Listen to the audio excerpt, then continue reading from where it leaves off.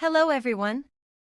In this video the reflection questions and model answers for Lesson 6 will be read to you. Reflection questions, Virtue and Freedom, Lesson 6 Part 1. How does the culture we live in influence our view of happiness? The culture we live in influences our view of happiness in a number of ways. For example, the media often portrays happiness as being associated with material possessions, wealth, and fame. This can lead us to believe that these things are essential for happiness, when in reality they are not. The culture we live in also influences our values.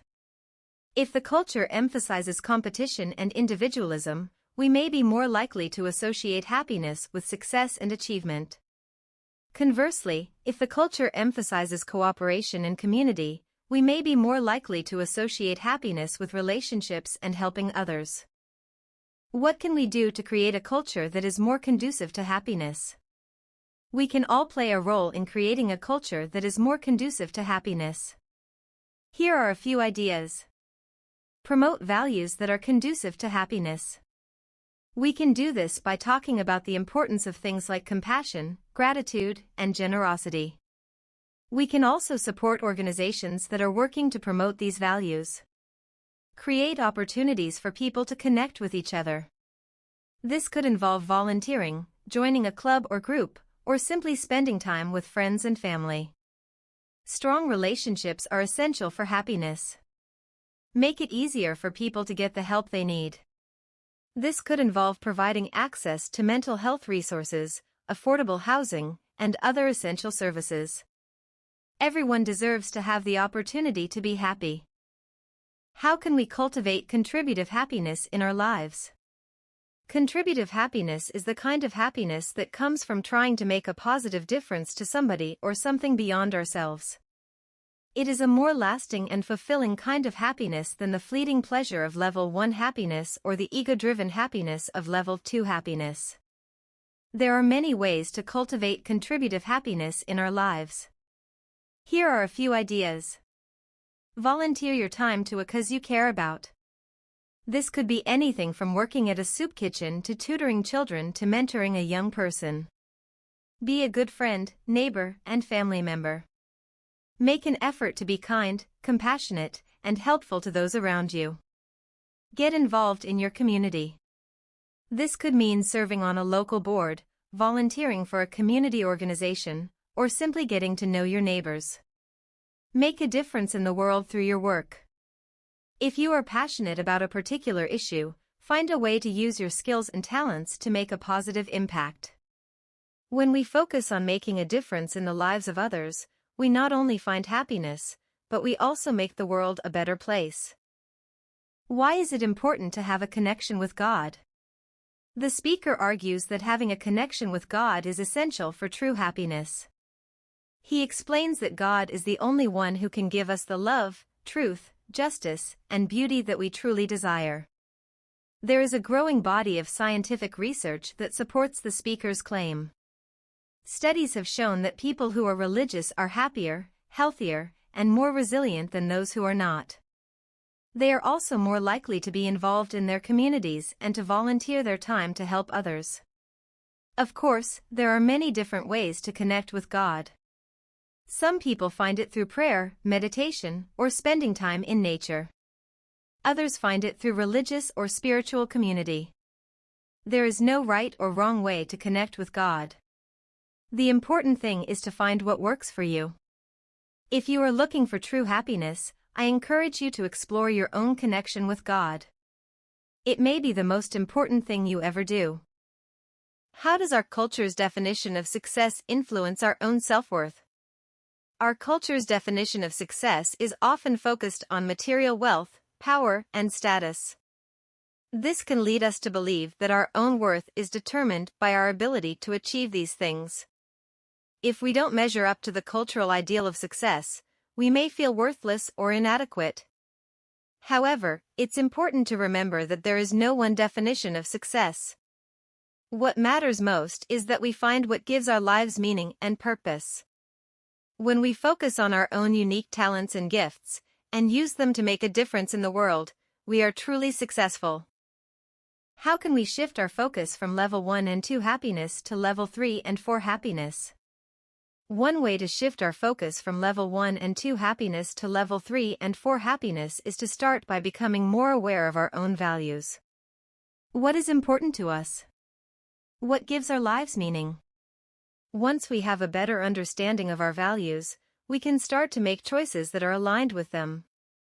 For example, if we value relationships, we can make time for the people who are important to us. If we value helping others, we can volunteer our time or donate to charity. When we make choices that are aligned with our values, we are more likely to experience level 3 and 4 happiness. Here are some other things we can do to shift our focus to level 3 and 4 happiness. Practice gratitude. Take time each day to appreciate the good things in our lives, big and small. Spend time in nature. Connecting with nature can help us to relax and find peace.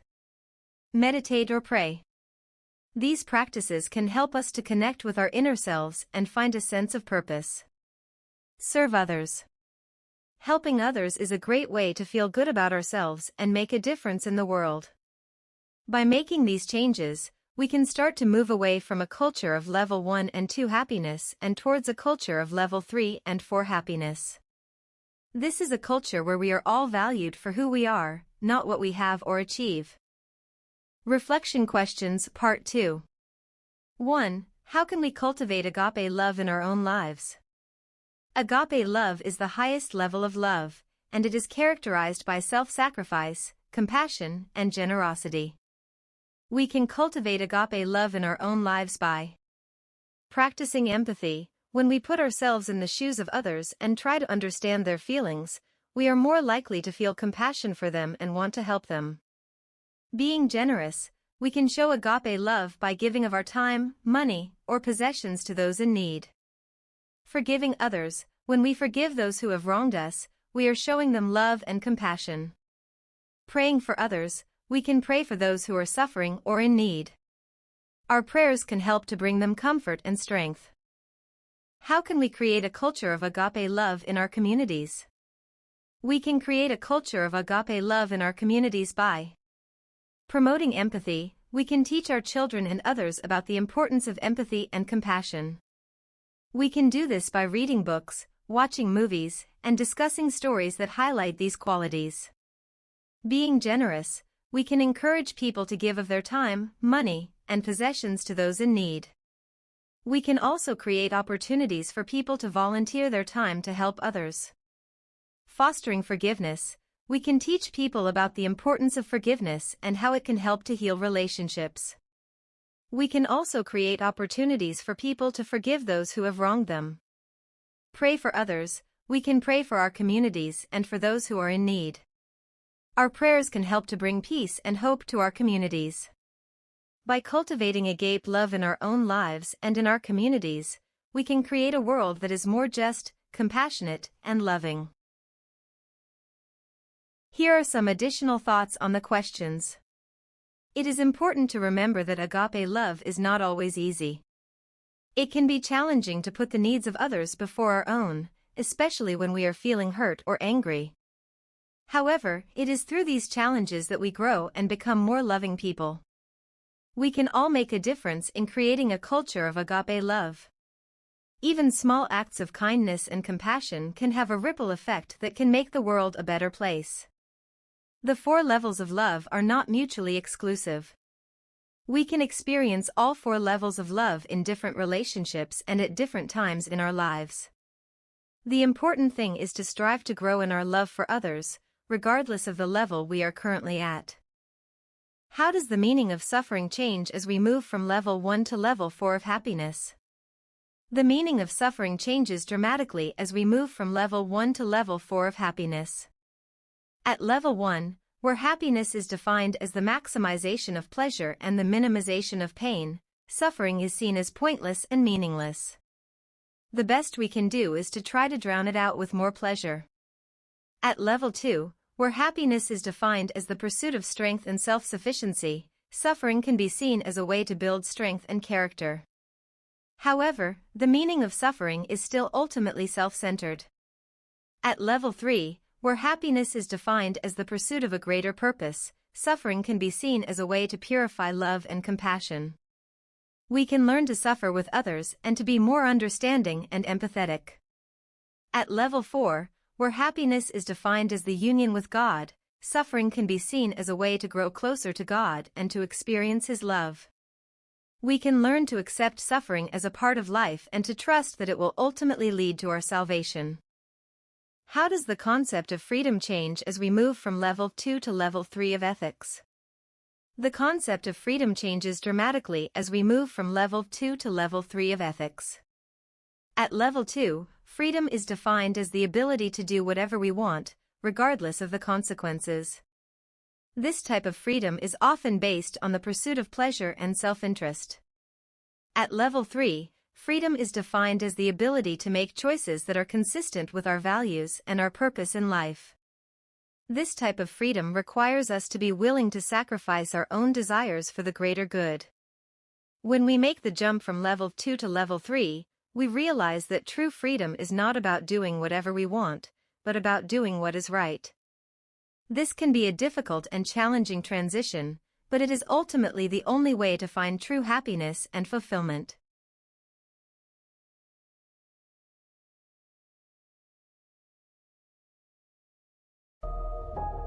Mary isn't just an individual person. She really represents in herself the church. She is the archetype of the church. From the Augustine Institute comes a new Lectio Bible study series.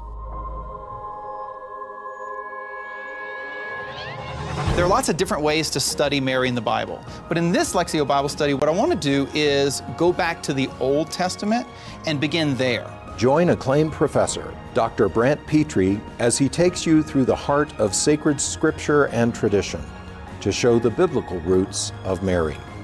She's never explicitly called Mother of God in the New Testament, so why do we call her that as Catholics? What's the meaning of that title? What's the meaning of that name in context? Even Protestant scholars have recognized that Mary's response doesn't make sense. And so it's fitting that Mary, as the kind of archetype of the church in person, would also remain a virgin all of her life so that she would be able to live, in a sense, both identities. She's both virgin bride and fruitful mother. Mary, the Bible and the Mother of God. This exciting new free 8-part series will start from October 11th, 2023, on every second and fourth Wednesdays at 10:30 a.m. to 11:45 a.m., and also at 8 p.m. to 9:15 p.m. via Zoom. All are welcome. Please email qingwei203@gmail.com for Zoom details.